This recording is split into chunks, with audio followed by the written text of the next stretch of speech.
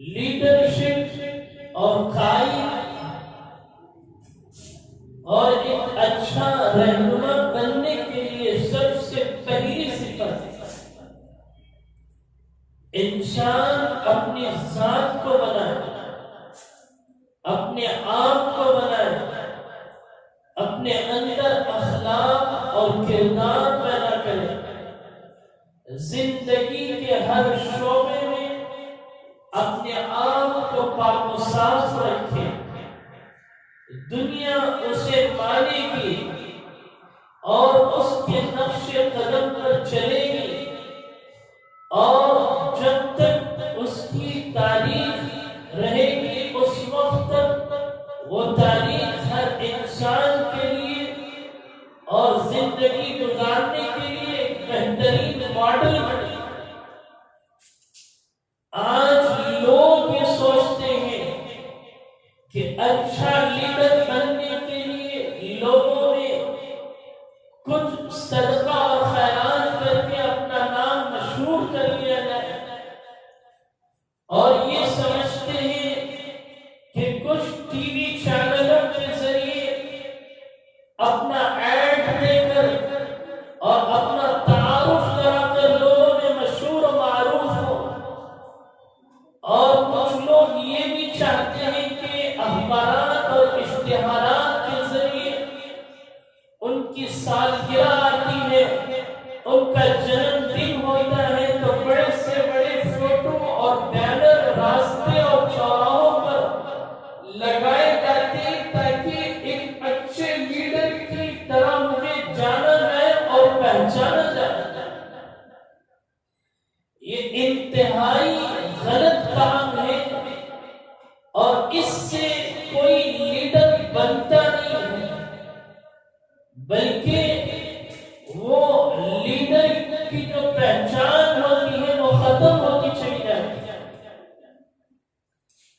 اچھے لیڈر کے لیے اپنی ذات پر محنت کرنا، اپنے آپ کو بنانا، اللہ سے تعلق پیدا کرنا اور لوگوں کی امانتوں کو حفاظت کے ساتھ رکھنا اور ان امانتوں کو لوگوں تک پہنچانا، یہ اچھے لیڈر کی پہچان ہے۔ سیدنا عمر فاروق رضی اللہ تعالیٰ عنہ کے زمانے میں عطر کا ایک حصہ بیت المال میں آیا اور اس عطر کو لوگوں میں تقسیم کرنا تھا۔ حضرت عمر رضی اللہ تعالیٰ عنہ سوچ ہی رہے تھے کہ ان کی اہلیہ نے کہا کہ اس عطر کو میں لوگوں میں تقسیم کروں۔ حضرت عمر نے فرمایا کہ تم نہیں تقسیم کر سکتے۔ اہلیہ نے کہا کہ میری تقسیم پر آپ کو کوئی شک ہے کہ میں اس میں ناانصافی کروں؟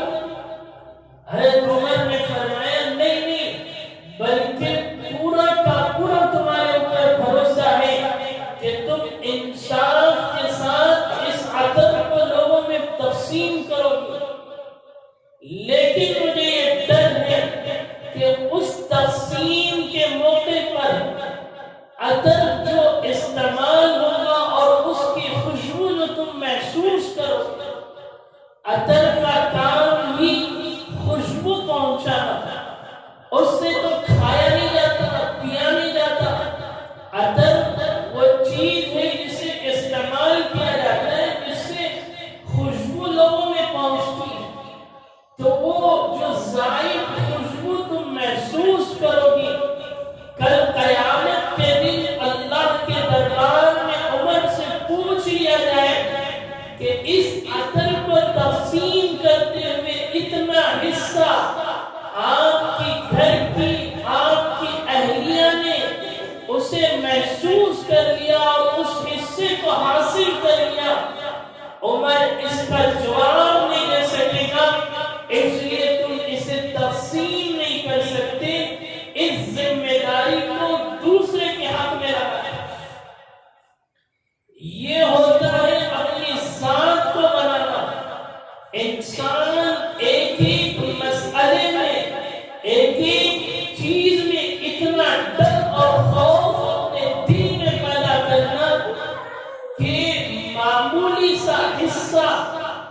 جو خوشبو کا ہے اس تعلق سے بھی اس انسان کے دل میں اللہ کا ڈر اور خوف پیدا ہو۔ عمر جیسا انسان دنیا میں پیدا ہو جائے، لیڈر پیدا ہو جائے تو دنیا میں ناانصافی ختم ہو جائے۔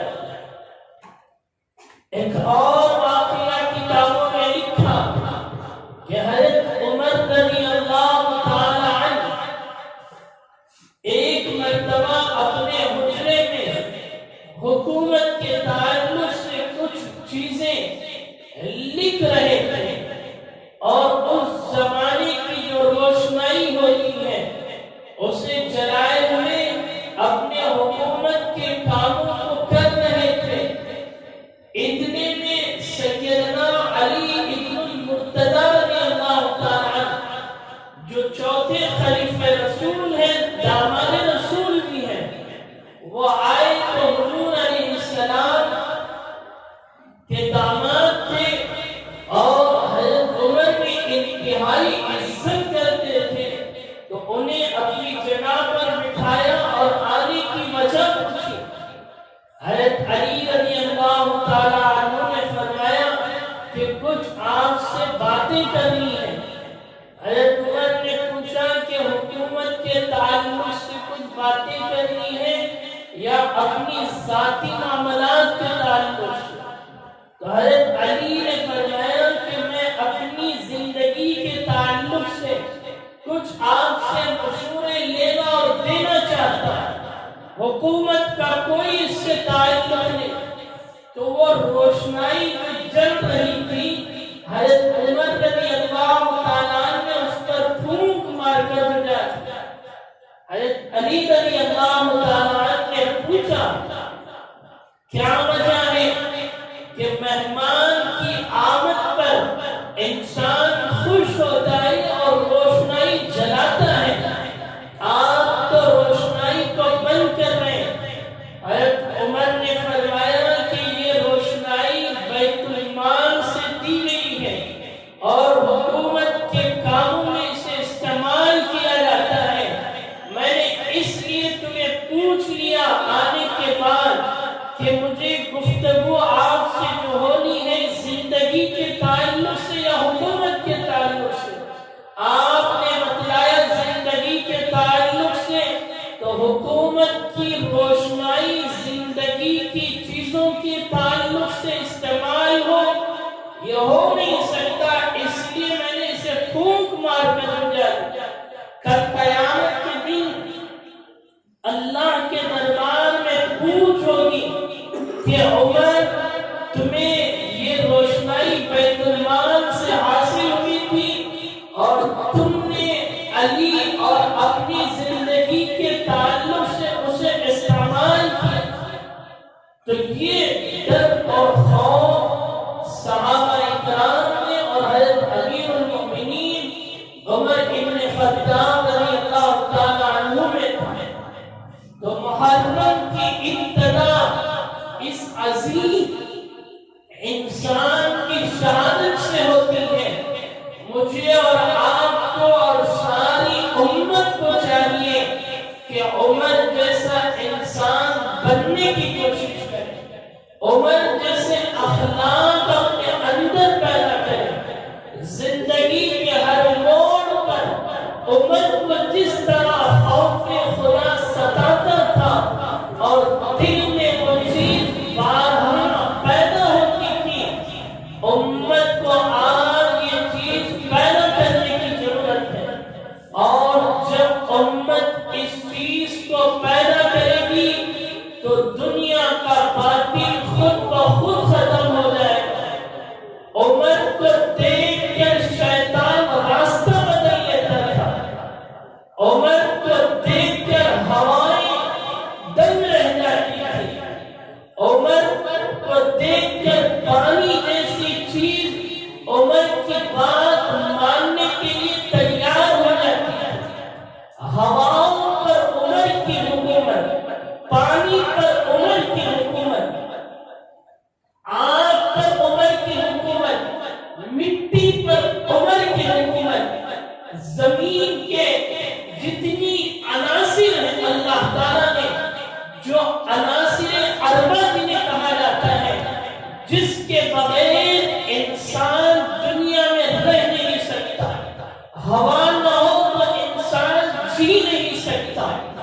اور پانی نہ ہو تو انسان کا گزارا مشکل ہے، آگ کے بغیر بھی زندگی مشکل ترین ہو جاتی ہے، لیکن قربان جائیے عمر کے اس انسان پر، عمر کی اس زندگی پر، اس جرأت پر کہ یہ چاروں چیزیں عمر کی بات ماننے کے لیے تیار ہے۔ اسی لیے حدیث میں اللہ کے نبی علیہ السلام نے فرمایا اعمالکم عمالکم، جیسے تمہارے اعمال ہوں گے ویسے تمہارے لیڈر ہوں گے، ویسے تمہارے رہنما ہوں گے، جیسے تمہارے اچھے کردار ہوں گے اسی اچھے کردار کے رہنما اور حکمران تمہارے اوپر مسلط کیے جائیں گے۔ حضرت علی بن طالب رضی اللہ تعالیٰ عنہ سے آ کر ایک صحابی نے پوچھا کہ جب ان کے زمانے میں فتنے برپا ہو رہے تھے اور آئے دن فتنوں کی بارش نظر آ رہی تھی، تو پوچھا کہ عثمان بھی خلیفہ رہے، عمر بھی خلیفہ رہے، ابو بکر بھی خلیفہ رہے، لیکن ان کا دور امتیاز کچھ اور تھا، ان کی شان کچھ اور تھی، ان کے زمانے میں فتنے پنپنا یہ ناممکن تھا۔ علی ہم کیا دیکھتے ہیں کہ آپ کے دور میں فتنے پنپ رہے ہیں۔ سیدنا علی رضی اللہ تعالیٰ عنہ کا جواب سنیے، کتنا شاندار جواب دیتے ہیں۔ حضرت علی فرماتے ہیں ابو بکر، عمر، عثمان حکمران تھے، مشیر ہم تھے، ہم کیسے لوگ ان کو مشورہ دیتے تھے، اور ویسے انصاف پسند حکمران اللہ نے ہمیں نصیب کیا۔ لیکن آج میں دیکھتا ہوں کہ حکمران میں ہوں اور مشورہ دینے والے لوگ تم ہو۔ تم کیوں اپنے کردار پر نظر نہیں ڈالتے اور تم کیوں اپنی زندگی پر نظر نہیں دوڑاتے؟ تمہارے اعمال اور کردار ڈگمگا رہے ہیں، جس کی وجہ سے علی کی کرسی اور علی کی خلافت میں فتنے برپا ہو رہے ہیں۔ تم اگر بن جاؤ، سدھر جاؤ اور اپنی زندگی بنا لو تو علی کی خلافت عثمان کی طرح آگے بڑھے گی، عمر کی طرح، ابو بکر کی طرح آگے۔ اللہ کے نبی کا یہ جملہ جس کی تشریح حضرت علی نے فرمائی اعمالکم عمالکم، جیسے تمہارے اعمال ہوں گے ویسے تمہیں سردار دیے جائیں گے۔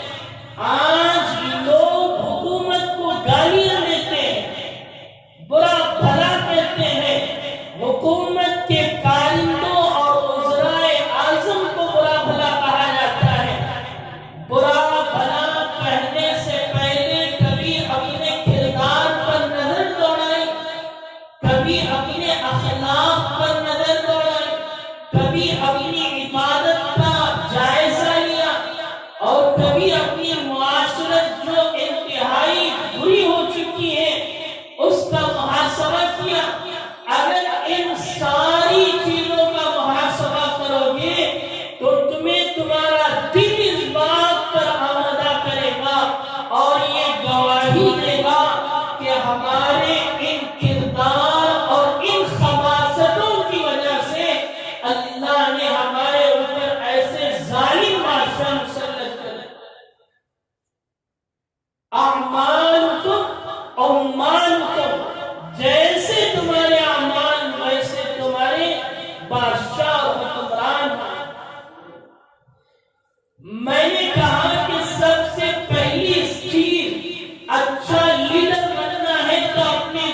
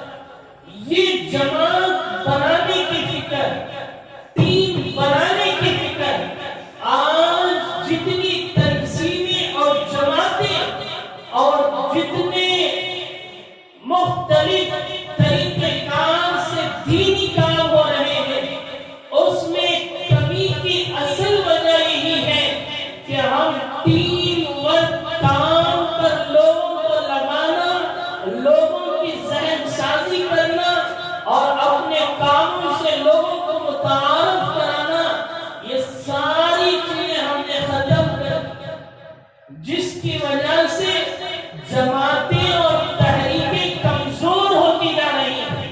حضرت عمر رضی اللہ تعالیٰ عنہ کی لیڈرشپ میں جماعتیں تھی، کوئی حدیث کا کام کر رہا ہے، کوئی قرآن کی تفسیر بیان کر رہا ہے، اور عمر کے زمانے میں تو اتنے کام ہوئے شاید دنیا کا کوئی حکمران کر جائے۔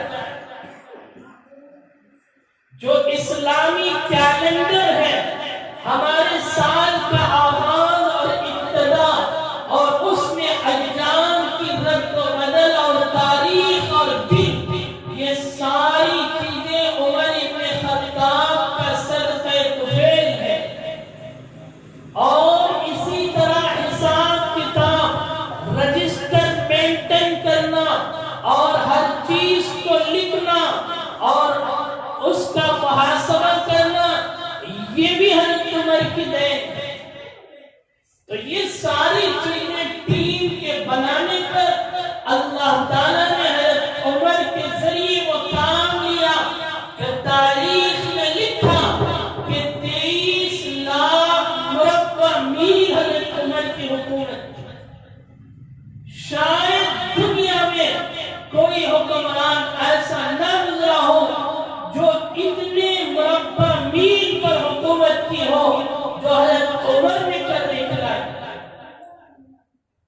یہ دوسری چیز ہے کہ ٹیم بنانا، جماعتیں تیار کرنا، اور تیسری چیز قوانین کا نفاذ، پوری امانت داری کے ساتھ کرنا۔ قانون کسی کے ساتھ ایسا نہیں کہ مالدار ہو تو اس کے ساتھ قانون الگ ہوگا، غریب ہے تو اس کے ساتھ قانون الگ ہوگا۔ جیسے کہ ہمارے ملک میں ہو رہا ہے کہ مسلمان ہے تو اس کے لیے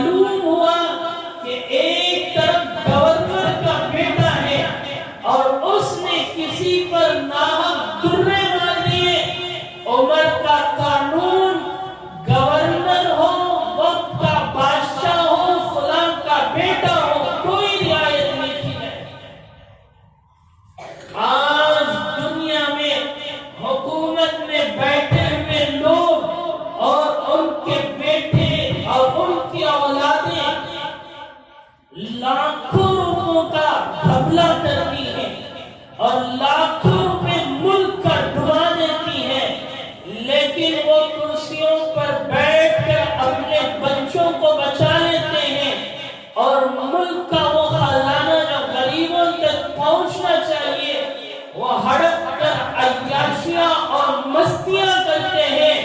उमर की जिंदगी बताती है कि उमर जैसा लीडर बनना है तो कवानीन का निफाज हर एक के साथ बराबर सराबर का हो। एक और वाक़या किताबों में लिखा, हज़रत उमर रज़ियल्लाहु ताला अन्हु के जमाने में हस्सान का एक बादशाह गुजरा है जिसका नाम जुहैफा बिन अहम है। वो बादशाह वक्त इस्लाम में दाखिल हो गया।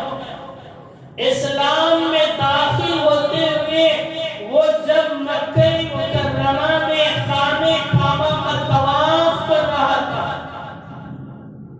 तो तवाफ करते हुए एक जगह पर बैठा तो एक गरीब और मिस्कीन और परेशान हाल इंसान वो भी तवाफ कर रहा था। तो उसका पैर इस बादशाह की जो एहराम का कपड़ा है उस पर पड़ गया। तो पड़ने की वजह से हस्सान के बादशाह ने थप्पड़ रसीद कर उस गरीब बेचारे को मार दिया। उसने हज़रत उमर से शिकायत की और उसने कहा कि हस्सान का बादशाह है और उसने मुझे थप्पड़ मार दिया, आप इंसाफ कीजिए। अभी ये नया मुस्लिम है, हस्सान का बादशाह है। हज़रत उमर ने बुलाकर कहा कि देखो माफी तलाफी कर लो और वो माफ कर दे तो कोई मामला नहीं, अगर वो माफ ना करे बदला लेना चाहे तो इस्लाम कहता है कि क़िसास लिया जाए, यानी थप्पड़ का बदला थप्पड़ है, आपको थप्पड़ रसीद करेगा। हस्सान के बादशाह ने कहा कि आप एक बादशाह के साथ इस तरह का मामला कर रहे हैं। उमर ने कहा कि कानून का निफाज है, चाहे वक्त का बादशाह हो और वक्त का बड़े से बड़ा अलमबरदार हो, उमर के कानून के सामने कोई उसका मुकाबला नहीं कर सकता। उसने कहा कि इस्लाम में इतनी सख्ती है तो मैं इस्लाम छोड़ देता हूं। हज़रत उमर ने फरमाया कि इस्लाम को छोड़ देना मुर्तद हो जाना है और इस्लाम में मुर्तद की सजा कत्ल है, तुम कत्ल कर दिएगा। डर गया, काम गया। उसने कहा कि मुझे एक दिन का मौका दिया जाए। हज़रत उमर ने कहा ठीक है, दूसरे दिन का सूरज तुलू होने से पहले रात में हस्सान का बादशाह मक्का मुकर्रमा छोड़कर भाग गया। इस वाक़ये से हमें क्या पता चलता है कि हस्सान का बादशाह है, एक गरीब पर उसने जुल्म किया है। उमर का इंसाफ और उमर का अदल, हस्सान के बादशाही की बादशाहत खत्म हो सकती है, लेकिन इस्लाम के अदल के सामने किसी गरीब पर जुल्म नहीं किया जा सकता। है ऐसा इंसान कोई दुनिया में पेश करके दिखाए? है कोई ऐसा लीडर जो दुनिया में ये कहे कि उमर जैसा है? लीडर के औसाफ अपने अंदर पैदा करें। उमर की जिंदगी को आज के लीडर और आज के सियासतदान और आज के दीनी और समाजी मिली कायदीन को पढ़ना चाहिए। गांधी जी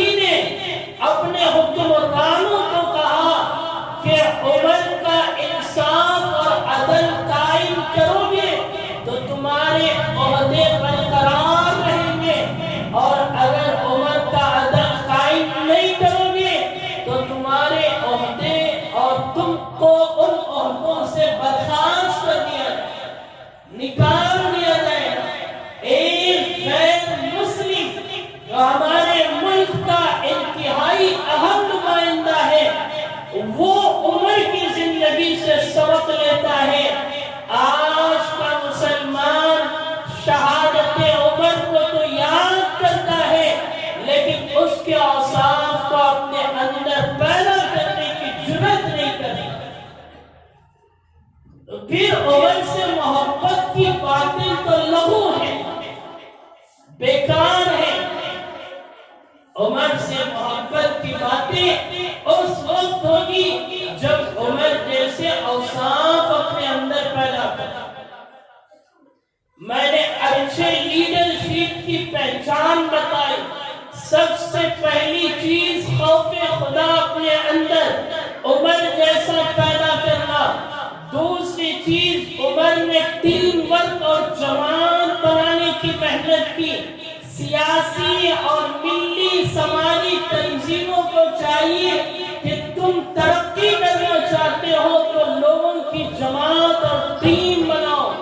اور تیسری چیز میں نے بیان فرمائی کہ قوانین کا نفاذ غریب، ایماندار اور عزت والا اور بے عزت چاہے جو بھی ہو سب کے ساتھ برابر سرابر کا ہو۔ یہ اچھے لیڈر کی پہچان ہے۔ چوتھی چیز حضرت عمر رضی اللہ تعالیٰ عنہ کی لیڈرشپ کی پہچان یہ تھی کہ جب کسی کو کوئی کام دیتے تو اس کام کی نگرانی کرتے۔ ایسا نہیں کہ کام دے دیا اور پوچھ کر دیکھا نہیں، بلکہ کام دینے کے بعد کاموں کی نگرانی کرنا یہ ایک اچھے لیڈر کی پہچان ہے۔ آج عہدے بانٹے جا رہے ہیں پیسوں پر، آج حکومت کی کرسیاں مل رہی ہیں پیسوں پر، آج حکومت کی کرسیاں بک رہی ہیں ناانصافی کے نام پر۔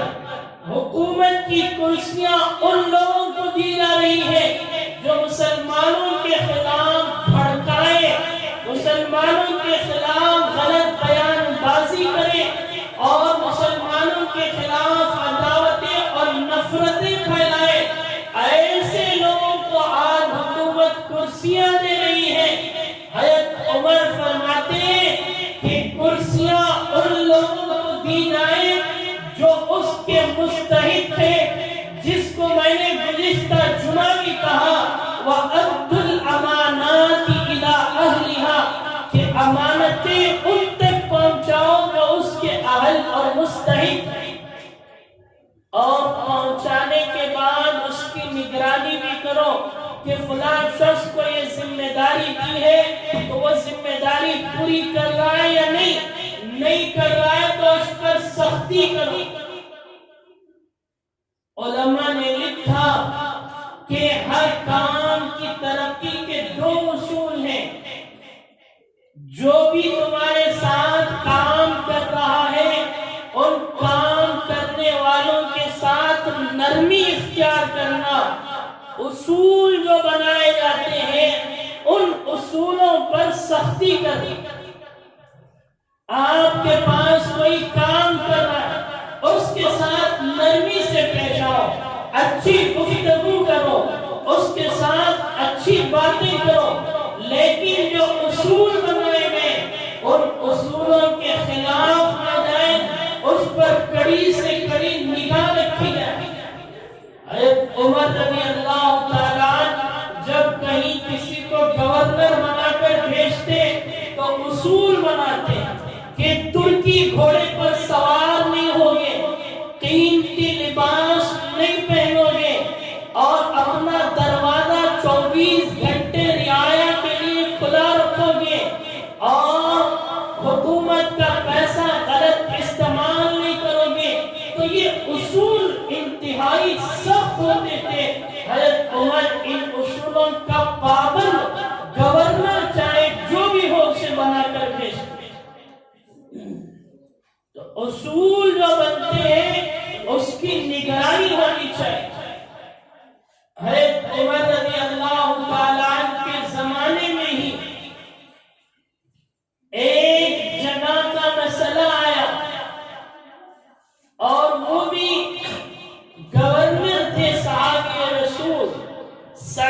सईद इब्न आमिर रज़ी अल्लाह ताला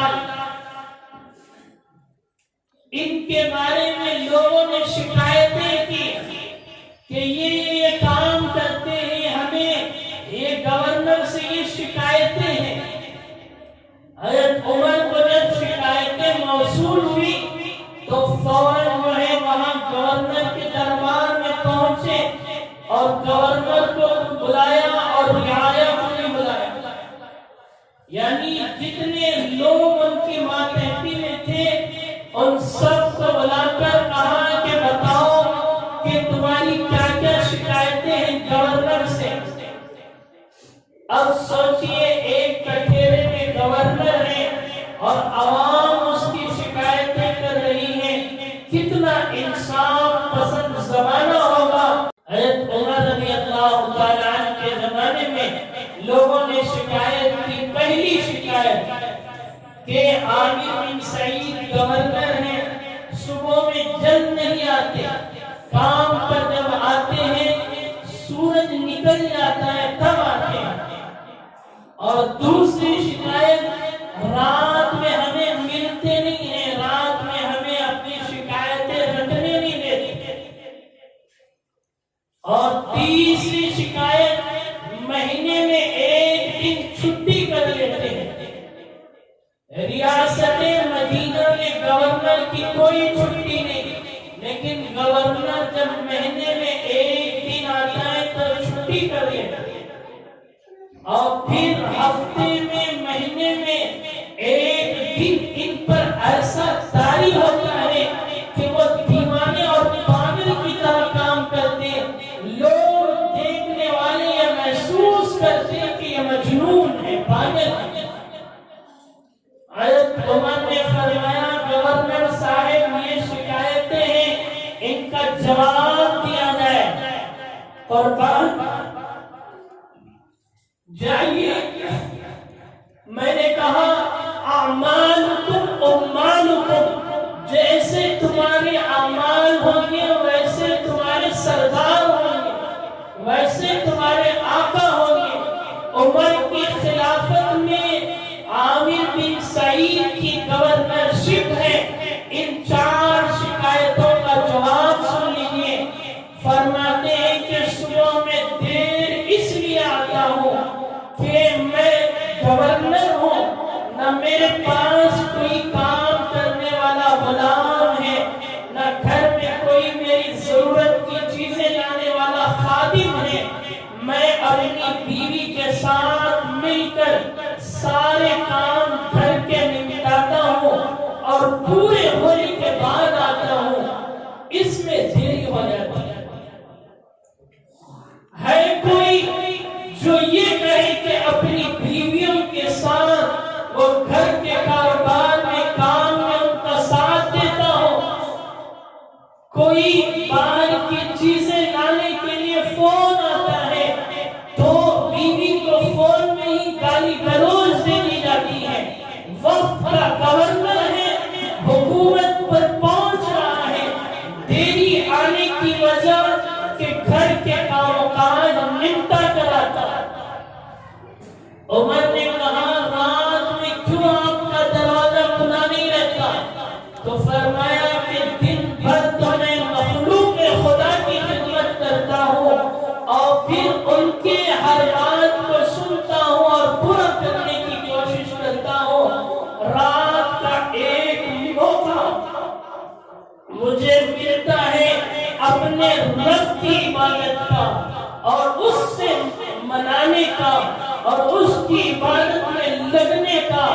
रात का वक्त मैं अपने रब के सामने मुसल्ला बिछाकर सजदा रेज हो जाता हूं। उमर ने कहा, वाह वाह तेरी गवर्नरशिप पर ऐसा हुक्मरान कि उमर की आंखों में भी आंसू आ गए। पूछा कि तीसरी शिकायत का जवाब दिया जाए, महीने में एक दिन छुट्टी क्यों होती है? फरमाया कि मेरे पास लिबास सिर्फ एक है और वो लिबास पूरे महीने में पहनता हूँ और महीने में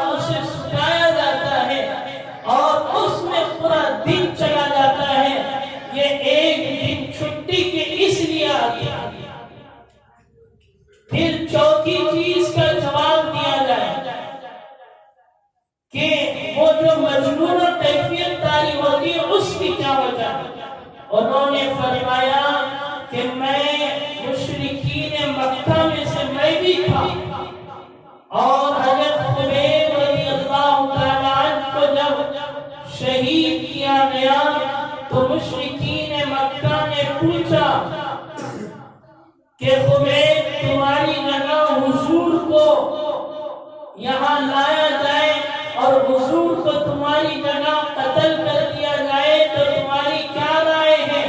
خبیب نے فرمایا قتل کرنا تو دور کی بات ہے، کاٹا بھی چکے خبیب کو یہ منظور نہیں، حضور کو کاٹا بھی چکے خبیب کو یہ منظور نہیں۔ ظالموں نے حضرت خبیب کو شہید کر دیا، اور وہ منظر مجھے یاد آتا ہے، اور میں بھی مشرکین مکہ میں سے تھا، میں خبیب کو بچا نہیں سکا۔ کل قیامت کے دن اللہ نے پوچھنے خبیب کے بارے میں، تو اس احساس کو اپنے اندر پیدا کرتا ہوں اور اللہ کے سامنے روتا ہوں، جس سے لوگوں کو یہ محسوس ہوتا ہے کہ یہ مجنون اور دیوانے ہو گئے۔ تو میرے بھائی، یہ ایک اچھے لیڈرشپ کی پہچان ہے کہ عمر ذمہ داری دی تو ذمہ داری کی نگرانی بھی، گورنرشپ کی شکایتیں آ رہی تو ان سے پوچھ گچھ ہو رہی ہے، تو یہ اچھے لیڈر کی پہچان ہے جو حضرت عمر رضی اللہ تعالیٰ عنہ کی شہادت پر ہمیں یاد تازہ کرتی ہے۔ اللہ اس ملک میں عمر جیسے لیڈر پیدا فرمائے۔ اس زمانے میں لوگوں نے کہا کہ عمر اور کچھ دن زندہ رہتے تو اس دنیا سے کفر کا خاتمہ ہو جاتا۔ ایسا عظیم المرتبت انسان، اس کی شہادت پر ماتم کرنا حسین کی شہادت سے زیادہ حق رکھتا ہے، لیکن آخری موقع ہے جب دنیا سے رخصت ہو رہے ہیں، مدینے کے مسلح پر کھڑے ہوئے ہیں، فیروز نامی لولو، فیروز ابن لولو نے تیر ماری، خنجر ماری، ان کے وہاں زخم جسم پر لگا اور پھر بے ہوشی کی کیفیت تاری ہوئی، اور جب ہوش میں آئے تو اپنے بیٹے کو نصیحت کرنے لگے، عبداللہ ابن عمر کو، کہ بیٹا میرے کفن دفن میں فضول خرچی مت کرنا، لوگ کفن دفن کا موقع آتا ہے تو کلمہ لکھتے ہیں، فلاں فلاں چیزیں داخل کرتے ہیں، ایسے کہ اعمال تو کچھ بھی نہیں، نوشہ بنا کر مل رہے ہیں۔ اعمال کام آئیں گے، نہ تیری پگڑی کام آئے گی، نہ کفن کا کپڑا، سب نکل کر کیڑے مکوڑے سے نوچ لیں گے۔ عمر نے کہا کہ بیٹا کفن دفن میں فضول خرچی مت کر، اور میری قبر کو لمبی اور تازی مت کرانا۔ حضرت عمر کی یہ پہچان تھی کہ انہوں نے نصیحت دی کہ قبروں پر نقشے لگائے جائیں، پتھر گاڑے جائیں، اور اس قبر پر گنبد لگائے جائیں، لوگ آئیں اور زیارت کریں، اس سے کوئی مطلب نہیں۔ تمہارا اعمال اچھے ہوں گے تو تمہاری قبر وسیع کر دی جائے گی، کشادہ کر دی جائے گی۔ اعمال اگر اچھے نہیں ہیں تو وہی قبر تمہارے جسم کو دبا کر پسلیاں جس طرح انگلیاں ایک دوسرے میں گھس جاتی ہیں، عمر نے فرمایا اس طرح داخل ہو جائیں گی، اس لیے قبر کو میری پختی مت بنانا، اور مجھے جلدی سے جلدی لے کر قبر میں لے جا کر ڈال دینا۔ تو حضرت عمر کی یہ نصیحت یہ بات کا پیغام دیتی ہے کہ ماتم اور قبر کشی اور اسی طرح کے دوسرے خلافت، دوسرے بدعات و خرافات جو شہادت حسین کے موقع پر کیے جاتے ہیں، اس کی بالکل اجازت نہیں ہے۔ روزہ ایک ہے، رکھنا ہے رمضان کے روزے کے بعد سب سے زیادہ فضیلت والا روزہ ہے، اس کی تعلق سے جو بدعات و خرافات ہیں ہمیں اس سے بچنے